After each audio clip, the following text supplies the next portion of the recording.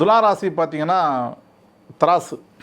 எதையுமே சீர்தூக்கி பார்ப்பாங்க, எதையுமே சீர்தூக்கி பார்ப்பாங்க இந்த ராசிக்காரங்க.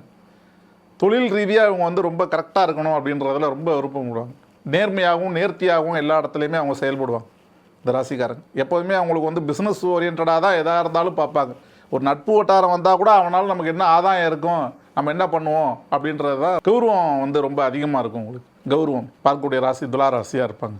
இந்த ராசிக்கு வந்து பார்த்திங்கன்னா ருணரோக சத்ருஸ்தானத்தில் வந்து 2026 சனி பயிற்சியார். அப்போ ராசிக்கு 6 போய் இருக்கும்போது உங்களுக்கு எதிரிகள் யார் இருந்தாலும் இருக்க மாட்டாங்க, இந்த அளவுக்கு ஒன்றும் கிடையாது. இப்போ ராசிக்கு 9 குரு இருந்து பார்க்குறார். ஜூன் 2 வரைக்கும் துளாராசிக்கு வந்து குரு பார்க்குறார்.